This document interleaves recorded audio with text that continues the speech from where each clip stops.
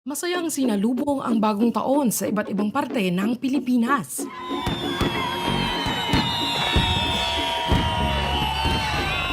Pero pagdating ng January 3, sinalubong naman tayo ng biglaang surge ng COVID cases. Year 2022 o year 2022?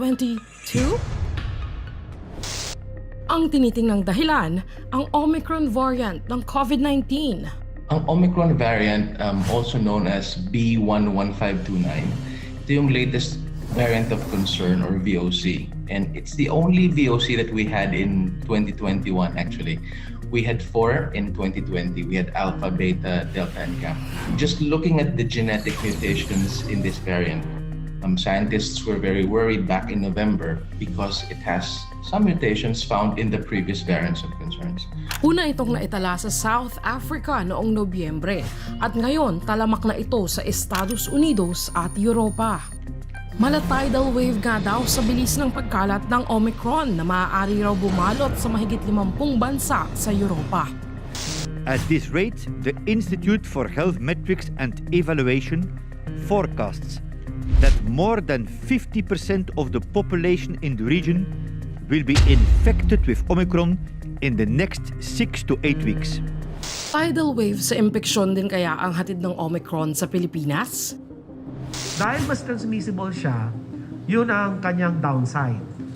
Ang a bit of relative upside is mild siya, pero kung sobrang dami, they will overwhelm the hospitals. More infectious but less deadly raw ang Omicron ayon sa mga naobserbahan na kaso. Omicron is still sending people to the hospital and Omicron is still killing people. So as compared to the previous variants, Delta and Alpha, yes, it's milder. So it's not mild, it's just milder. Don't be fooled. Even if we have a virus that causes less severe disease, this virus can affect vulnerable populations. Pero may mga nagsasabi naman na ang Omicron daw ay maaaring maging hudyat sa pagtatapos ng pandemya. We have to realize that Omicron is the beginning of the end of the pandemic. Omicron, hudyat ng pagtatapos ng pandemya? Here's what you need to know. Ayon sa inilabas na report ng WHO nitong January 7, naobserbahang mas mabilis ang reproduction rate ng Omicron kumpara sa Delta.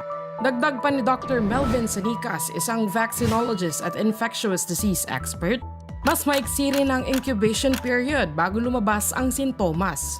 For Delta, it is around 10 days, but for Omicron, it's only 2 to 3 days. So it is very transmissible. Pero ano naman ang pinagkaiba ng laman ng Omicron variant sa Delta?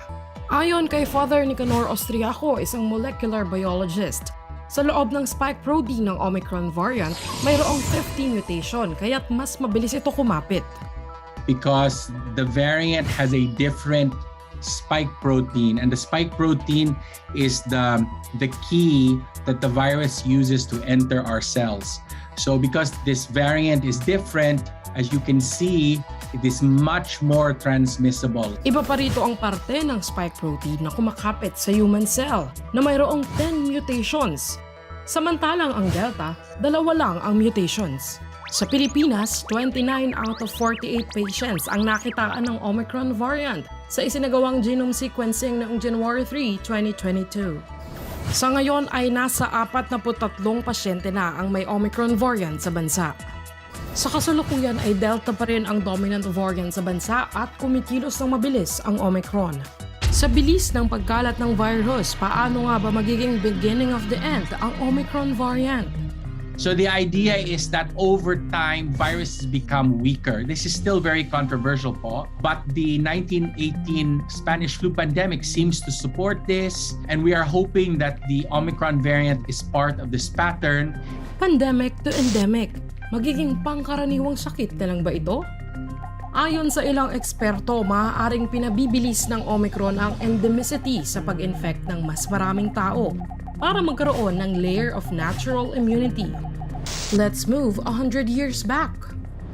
Mayroong teorya na tinatawag na viral attenuation sa biology kung saan humihina ang virus habang tumatagal. If you go back 100 years po to the 1918 flu pandemic, the beginning of the end of that pandemic was when the flu virus became milder. And so if we follow the pattern of the 1918 flu pandemic, then it is hopeful that this milder version of COVID, which is infecting so many people without killing them, will provide what is called immunological memory in the populations. Hip hip, wag daw muna ma-excite. So the challenge with comparing what we have right now to the 1918 pandemic is the fact that hindi kasi natin alam lahat na nangyari nung time na yun eh. Diba? 100 years ago, there are some records here and there, but we didn't really know what happened.